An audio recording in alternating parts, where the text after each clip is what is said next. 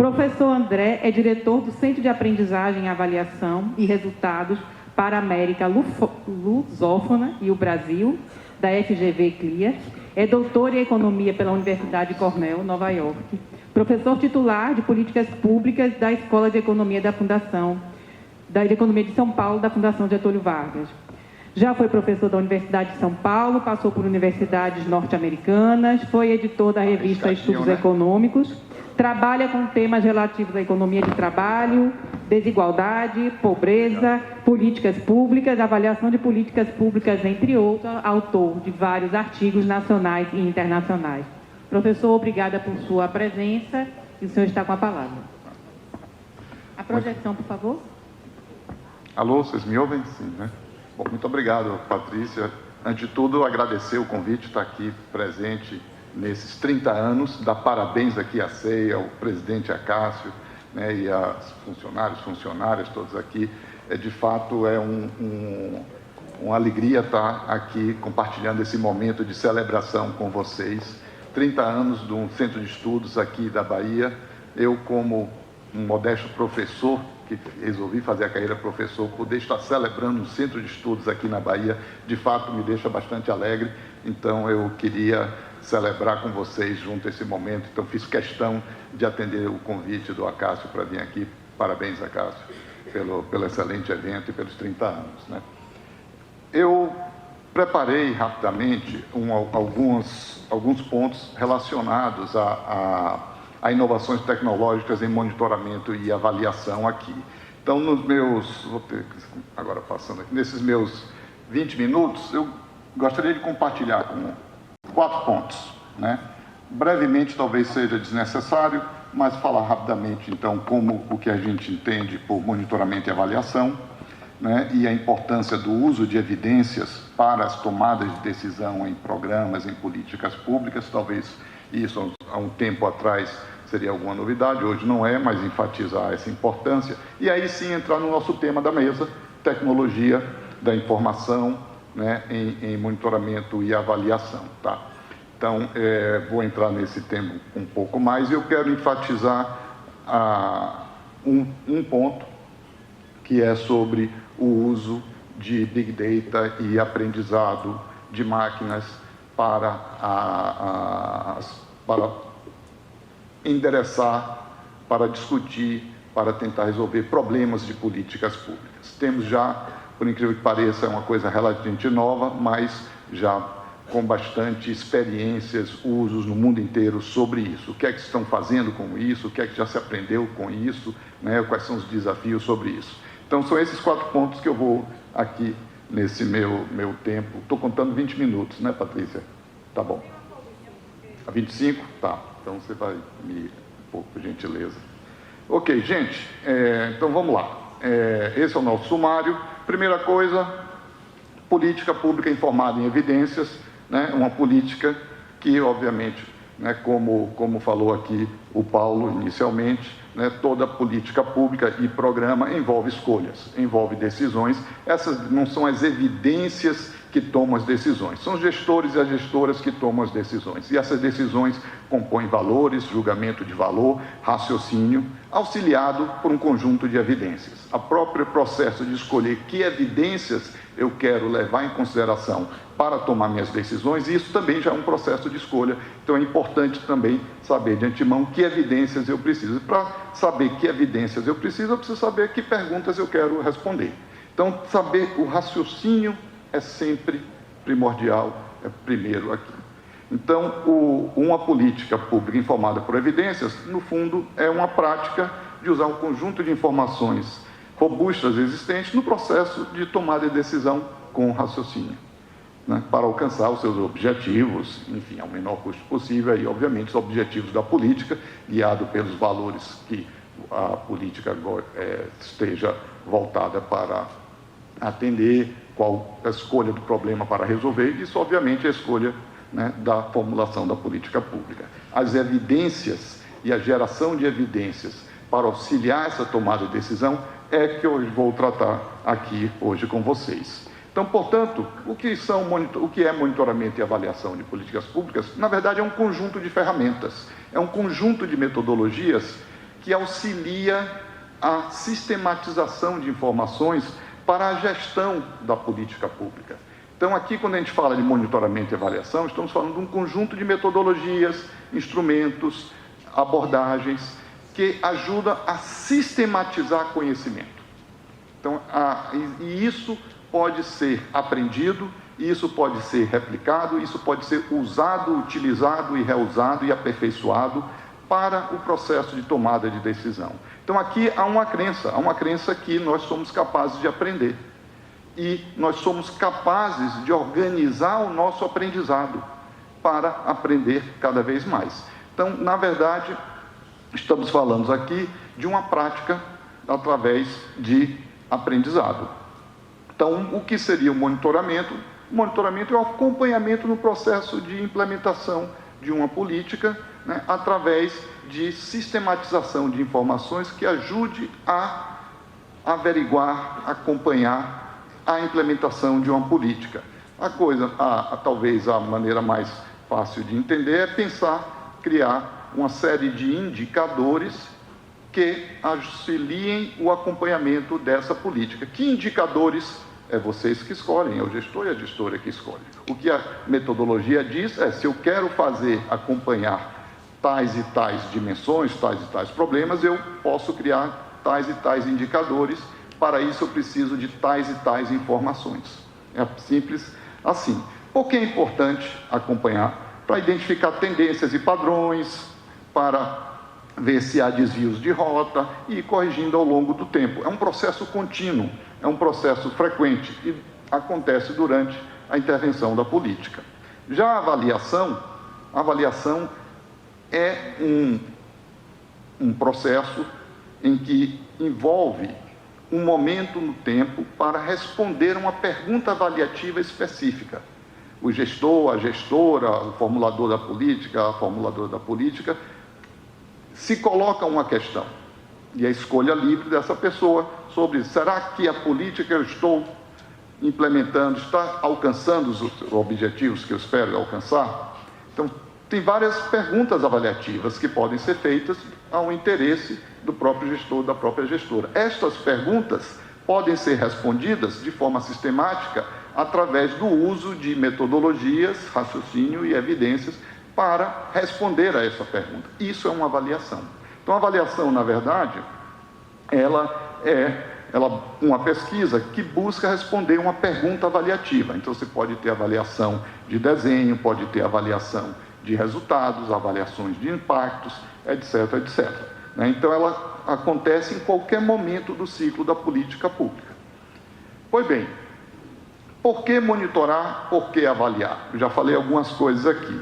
Eu elenquei 7 pontos que eu julgo podem ser importantes, interessantes para monitoramento e avaliação, né, para o uso de evidências na tomada de decisão de políticas públicas. Podemos querer identificar avanços, podemos querer identificar novas tendências, podemos querer identificar fracassos, falhas, retrocessos, podemos querer identificar os determinantes desses avanços, os determinantes dessas novas tendências, como também podemos querer fazer avaliações, seja avaliações ex ante, do tipo avaliações antes da política ser implementada, avaliações de desenho. Será que a política que eu estou pensando aqui implementar para resolver um determinado problema, ela está bem estruturada, ela está bem desenhada, o conjunto de atividades e ações que eu estou planejando para ela estão bem encadeados, estão consistentes entre si?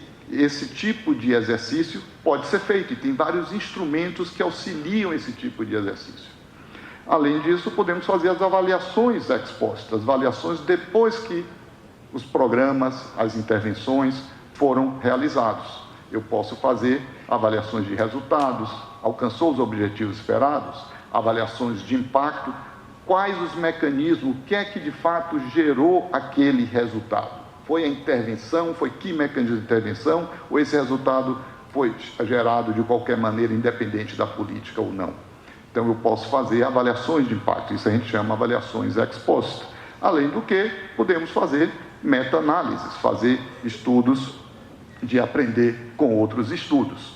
Essas conjunto de itens aqui são exemplos em que a gente pode ver a importância do uso da evidência na tomada de decisões em políticas públicas.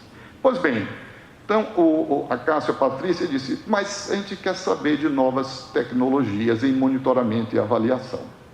Então, Patrícia, eu digo, tá, então vou fazer um teste. Entrei no Google e coloquei tecnologia da informação, monitoramento e avaliação. Olha o que saiu. Saiu isso aqui. Qual é a inteligência artificial do Google? E como é que chama? Gemini. Isso aqui é Gemini, gente. Exatamente aqui para a gente falar disso, eu digo, tá, vamos ver. E exatamente esse comando. Tecnologia da informação e monitoramento e avaliação. Então, ele diz aqui, onde a gente pode, né, a inteligência artificial dizendo como ela pode contribuir em monitoramento e avaliação. 4 pontos. É interessante, é um conjunto para coleta de dados. De fato é. Eu concordo com o Gemini. Ela é muito importante. Então, talvez muitos aqui de vocês já usam isso, né? Então, ela permite a coleta automatizada de dados em tempo real, ela ajuda a criar indicadores de desempenho, resultados de projeto, informação sobre o impacto das políticas públicas, etc. Análise e interpretação, as ferramentas de TI, com software de análise de dados e painéis de controle, os famosos dashboards hoje em dia, todo mundo já está familiarizado com isso, né? Ou, se não, vão lá no Gemini que você descobre várias coisas. Compartilhamento de informações, então possibilita compartilhar informação de forma segura e eficiente entre diferentes partes interessadas, etc. E ainda colocou também tomadas de decisão, né? A análise de dados fornecidas pelo TI auxilia na tomada de decisão mais informada e estratégica, baseada em evidências e informações concretas. Então, note que, de fato, a TI carregou algumas informações aqui, que é o que todo mundo fala, e eu acho que é isso que ela faz. A gente vai ver, talvez, algumas apresentações aqui, exatamente isso, um algoritmo que sai buscando, a gente não teria a nossa capacidade de cérebro para buscar isso, mas, de fato, as tecnologias de informação auxiliam o monitoramento e avaliação nessas todas as etapas ao longo do ciclo de política pública. Levantar informações, organizar informações, compartilhar informações, né? E também analisar as bases de dados para dar algumas respostas que nós, gestores, vocês, gestoras, estão interessadas em responder. Além disso, também me respondeu o seguinte, deu exemplos de aplicação. Deu exemplos de aplicação para isso, como sistemas de gestão de projetos, painéis de controle, as plataformas de coleta de dados, né, análise de dados, etc, etc. Talvez muitos de vocês aqui, muitas de vocês já devem estar usando isso no dia a dia de muitas implementações de política. A gente pode fazer acompanhamentos de implementação em tempo real com essas tecnologias. Então, é muita coisa, é um mundo enorme que está aí se deslumbrando, se desvencilhando na nossa frente, com todos os desafios, como o Paulo falou aqui, que a gente tem que enfrentar. Pois bem, de fato eu não consegui achar exemplos melhores, eu fiquei buscando, será que eles deixaram alguma coisa de fora, Maurício, aqui pensando, não achei. Então, de fato, isso me ajudou muito, fiz dois slides graças a eles por causa disso. Então, de fato, auxilia, mas é um instrumento de auxiliar. Então, eu queria aqui gastar a maior parte da minha apresentação nas reflexões sobre o uso disso na tomada de decisão de programas e intervenções, né? Eu não sei quantos gestores e gestoras temos aqui, mas imagino que temos bastante, é principalmente para vocês que eu quero falar, tá? Compartilhar um pouco da nossa experiência, nosso conhecimento com vocês, né? E eu acho que temos algumas coisas que nós podemos, pode nos ajudar e potencializar muito o trabalho de vocês, mas também devemos fazer isso com parcimônia, com raciocínio, com inteligência nossa. Então, primeira coisa, eu vou focar em alguns exemplos no uso de Big Data e aprendizado de máquina, né, em problemas de políticas públicas. Vou dar alguns exemplos aqui, que tem na literatura, e dar um exemplo que eu usei, né, e aí, a partir daí, fazer algumas reflexões sobre isso, tá? eu imagino que vocês vão apresentar também algo tão ótimo que complementa aqui, inclusive me corrige qualquer bobagem que eu tenha falado aqui, tá, Guilherme? Mas, enfim, vamos falar sobre isso um pouco. Então, estou definindo rapidamente aprendizado de máquinas, programa de softwares, obviamente supervisionados, que tomam um conjunto de dados, como insumos, e estimam, aprendem parâmetros que podem ser usados para fazerem, e aqui está a palavra-chave, predições, previsões em novos dados. Então, a gente está falando aqui principalmente de previsões. Vou dar alguns exemplos. Por exemplo, um exemplo que meus colegas lá da Fundação Getúlio Vargas do Rio usam. Eles têm, eu não sei qual é o software, eles ficam acompanhando movimentos em redes sociais. Eles criaram um algoritmo que eles conseguem prever com alguma antecedência de coisa de meia hora se vai acontecer ou não um arrastão no Rio de Janeiro. E aí eles vão acompanhando, monitorando redes sociais o tempo todo. Aí, quando bate algum critério que eles esperam também tenham dito que deve ser seguido, não esperando que o algoritmo decida, mas o fato é que quando tem algum critério que chega, olha, a chance de acontecer um arrastão é grande, eles avisam a polícia e sai e tenta, então, antecipar a ocorrência disso. É impressionante, né?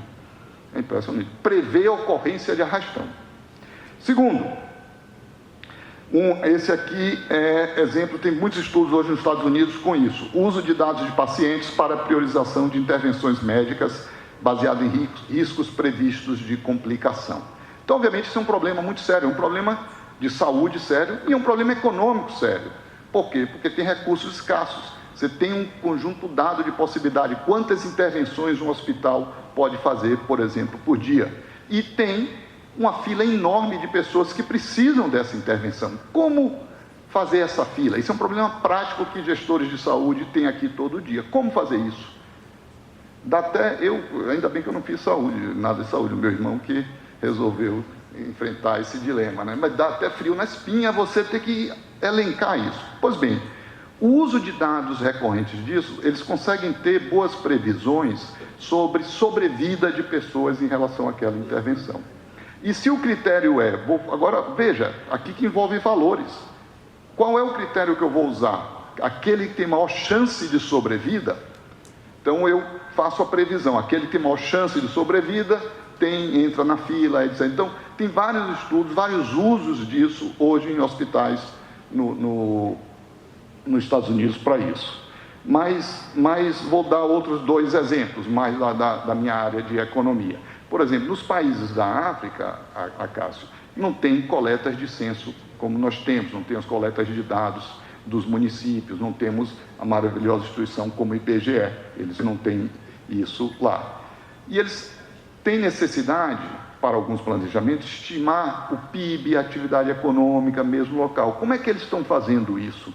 Eles usam imagem de satélites e tentam, por imagem de satélite, por exemplo, à noite, ver a intensidade de luz. E eles criam, né, com algoritmo, essas intensidades de luz e correlaciona isso com a atividade econômica. Então, eles, a partir de imagens de satélite, tentam prever, por exemplo,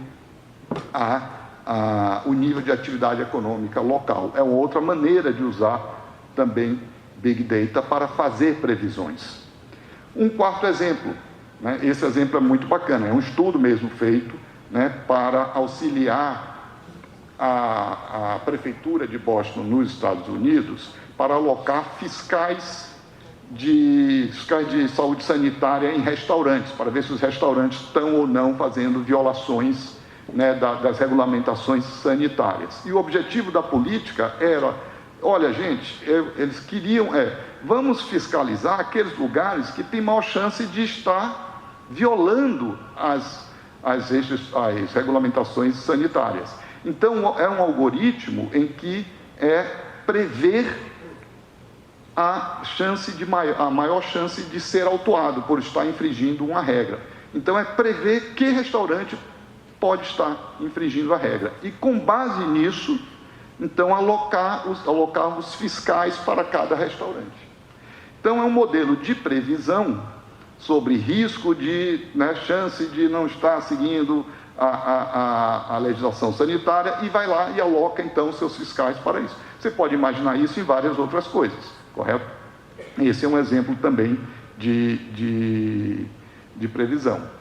Aqui eu vou mostrar para vocês um exemplo que a gente usou exatamente um desses softwares para fazer uma previsão para um problema bastante específico.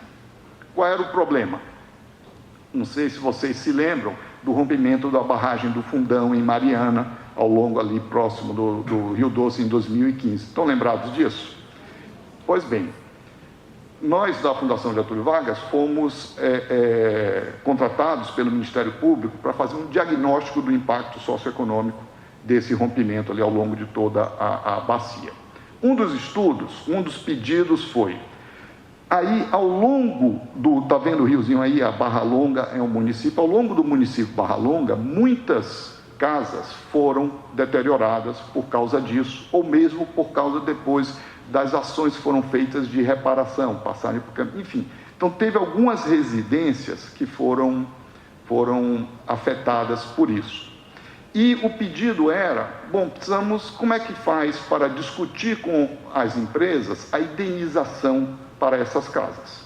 Né? Ou algumas foram, poucas, mas algumas foram totalmente destruídas e algumas foram muito afetadas por isso, precisavam ser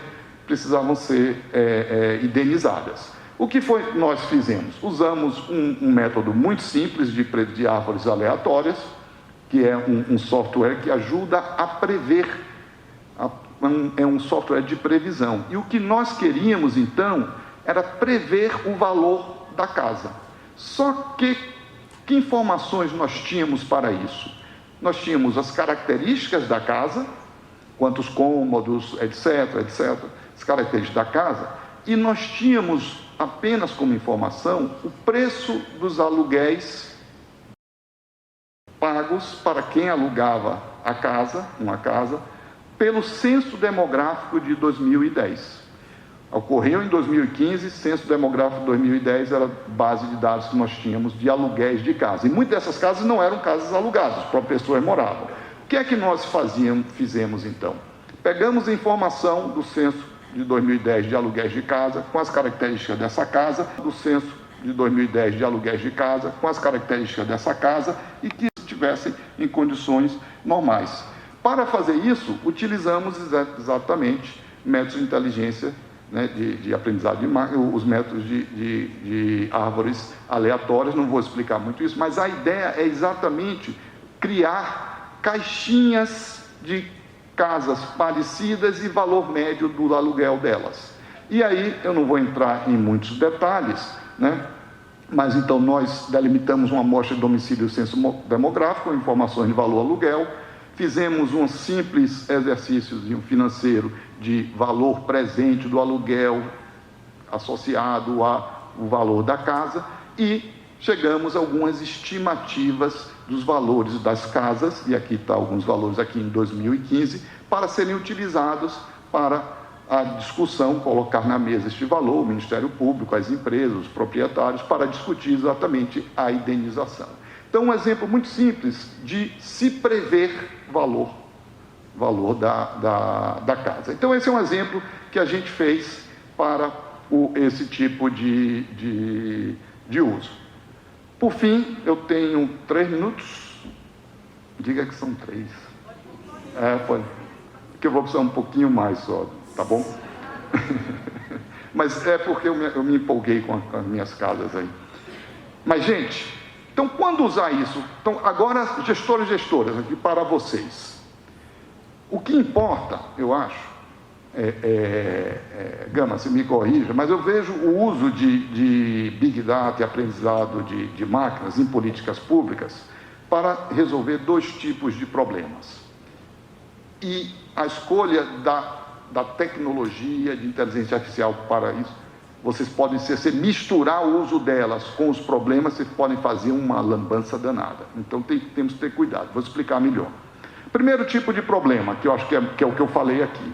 Problemas que podem ser resolvidos com informações sobre previsões.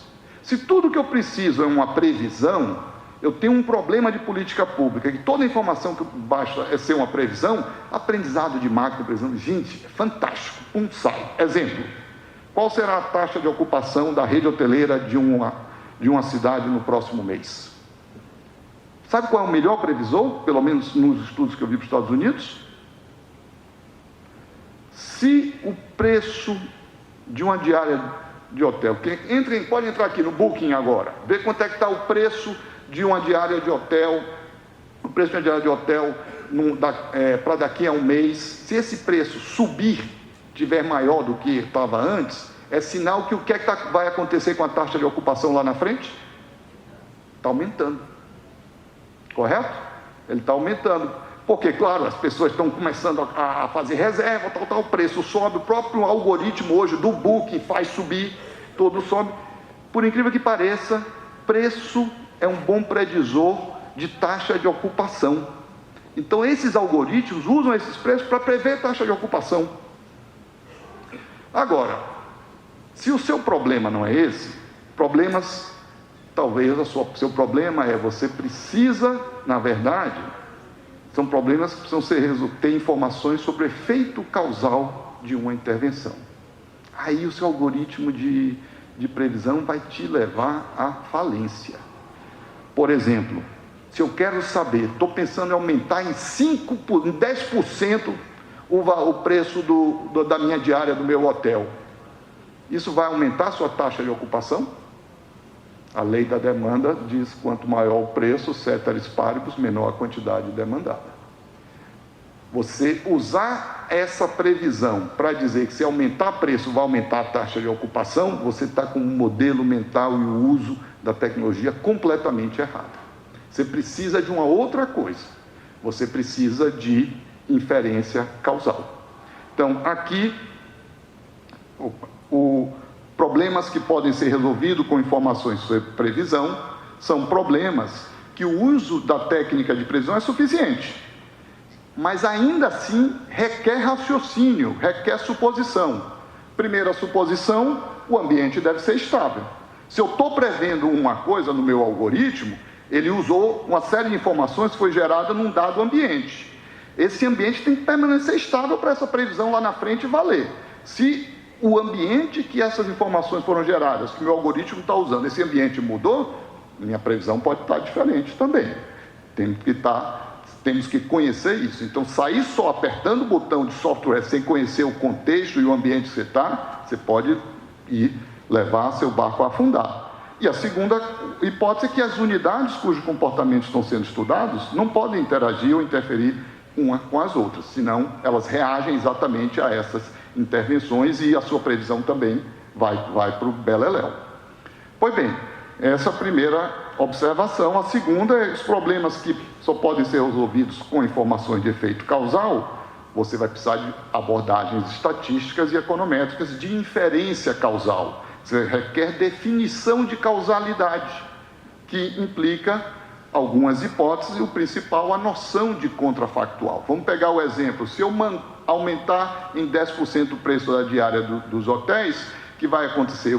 Para responder isso, eu vou precisar ter ideia de contrafactual. Se o preço fosse maior, quanto seria a demanda? Se o preço fosse menor, quanto seria a demanda? Eu preciso estimar uma situação que não existe, que são mundos contrafactuais. Para isso, eu preciso de toda a abordagem de inferência causal e da literatura, por exemplo, de efeito de tratamento. Então, para finalizar, e aqui eu acabo, Patrícia, 3 pontos de atenção eu vou aqui e quero endereçar exatamente, quero conversar com vocês, gestor e gestoras, para isso. Quem está tomando decisão aqui de políticas, de intervenções na ponta, cuidado, sempre pensar qual é a pergunta que vocês querem responder e que informações vocês precisam para essa resposta. Primeira coisa, eu voltei aqui, acabou meu tempo, eu acho que eu esqueci, deixa eu ver se eu lembro minha memória. Voltou, obrigado, amigo. Primeira coisa, diferença entre previsão e inferência causal. O exemplo de taxa de ocupação do hotel é exatamente para ilustrar essa diferença entre previsão e inferência causal. Vocês precisam de uma previsão ou vocês precisam de uma inferência causal para responder às suas perguntas? Primeira coisa. Isso está associado ao uso dos dados. Basta uma mera correlação ou eu preciso uma direção de causalidade que implica um modelo mental para fazer raciocínio e levar a essa estimação. Previsão é suficiente, correlação. Causalidade não. Você precisa de mais além de correlação. E, obviamente, para a tomada de decisão, para reforçar, então, o ponto do Paulo que falou antes, não é só evidência. A tomada de decisão é o conjunto de evidência, raciocínio e julgamento de valores. Então, com isso, eu termino minha apresentação esgotando o tempo. Mas muito obrigado pela atenção.